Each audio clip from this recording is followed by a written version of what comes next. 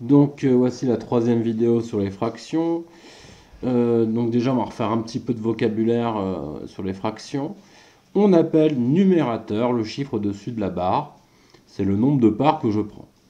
Et on appelle dénominateur le chiffre en dessous de la barre. C'est en combien de parts j'ai coupé mon gâteau.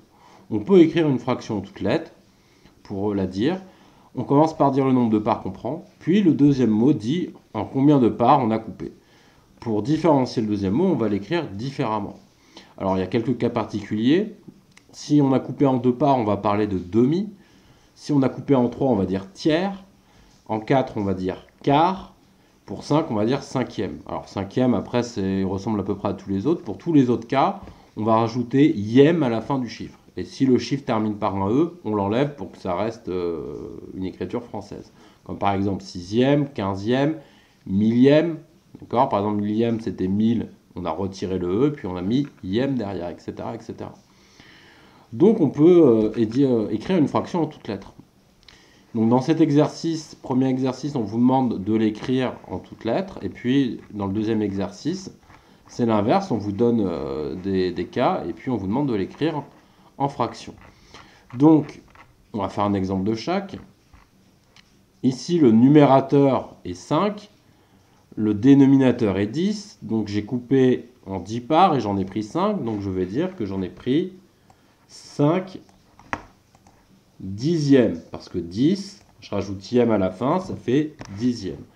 Donc là, la réponse est 5 dixièmes.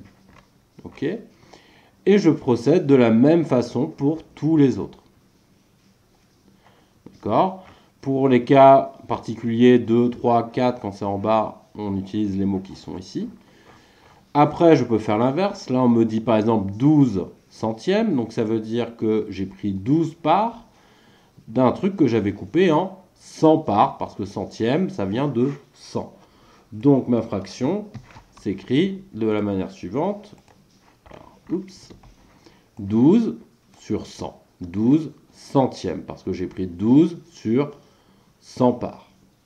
J'espère que cela a été clair. Une fois de plus, vous faites les exercices. Vous me renvoyez ce que vous avez fait.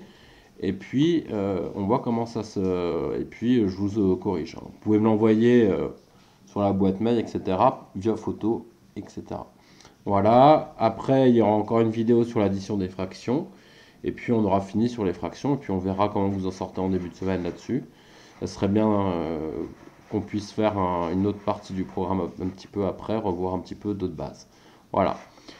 Bonne fin de journée à tous.